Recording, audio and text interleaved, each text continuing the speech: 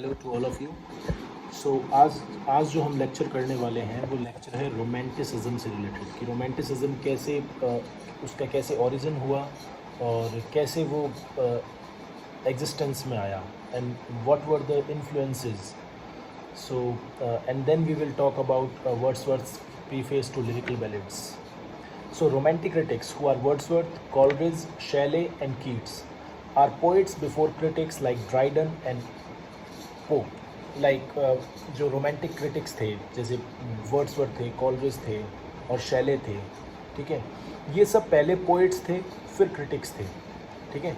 In the same way like Dryden and Pope were, जो Dryden और pope थे वो भी पहले क्या थे, पोइट्स थे फिर क्रिटिक्स थे. So their theory is just a reflection of their poetic experience. So जो भी वो अपने क्रिटिसिज्म में लिख रहे हैं वो सब उनका क्या है, पोइटिकल एक्सपीरियंस है.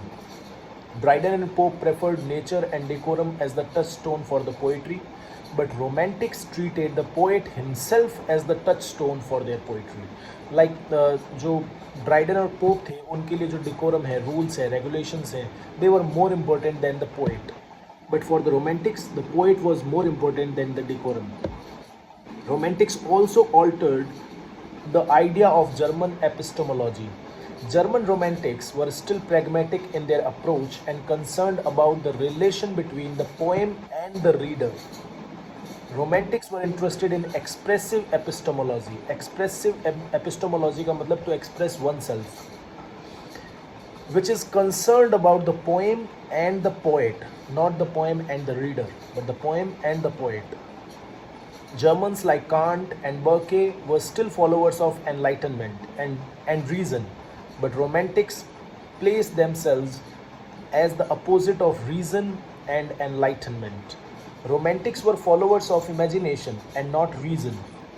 Three possible reasons for romanticism were, like there were three reasons that might be called, which make it happen, which made it happen, like Rousseau's Confessions published in 1781, the beginning of the French Revolution in 1789, publication of lyrical ballads in 1798. So these were the three reasons जिसकी वजह से romanticism जो है वो existence में आया. If you want to know the origin of the plan of lyrical ballads, then you need to read the 14th chapter of Biographia Literaria.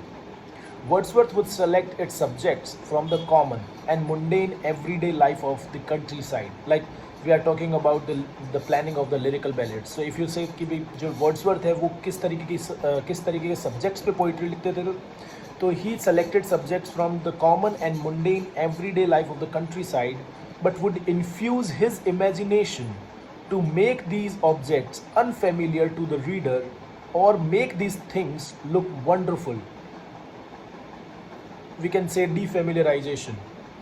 Wordsworth was responsible for such poetry in lyrical ballads.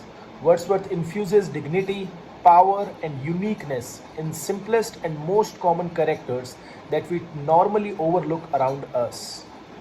Coleridge takes the supernatural things and turn them into natural things. He uses supernatural elements to tell dramatic and emotional truths. Though the journey of Rime of the Ancient Mariner seems supernatural, but the psyche of the mariner or the interior journey that he covers is natural enough to believe.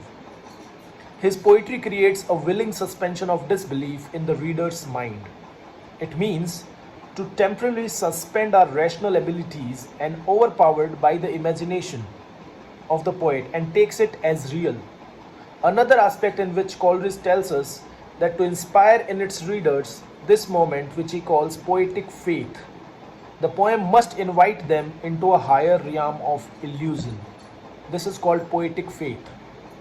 Lyrical ballads introduces a new theory of mimesis, where it only imitates the objects, where it not only imitates the objects but also infuses them with richness and uniqueness.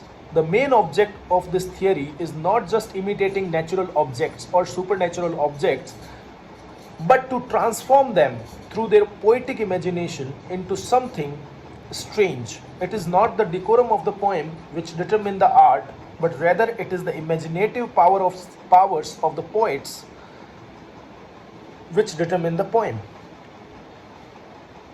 It is poet's perception about the poem and his subject that determine how the poem would turn out to be.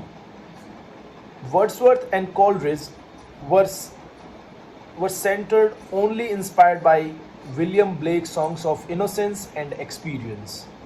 In, in, this, in this, Blake demonstrates how the things which seems normal changed into something unique because of the way they are perceived through innocence and experience. The subtitle of his work is Suing the True Contrary States of the Human Soul.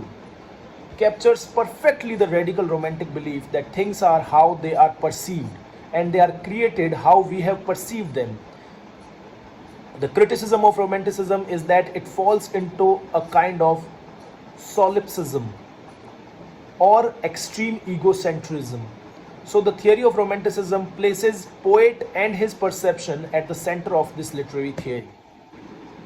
Poetry is self expression from here on.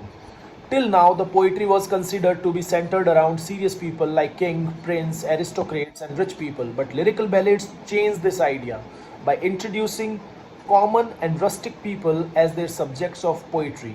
Wordsworth and Coleridge broke the decorum which was set by the classics and the neoclassicists.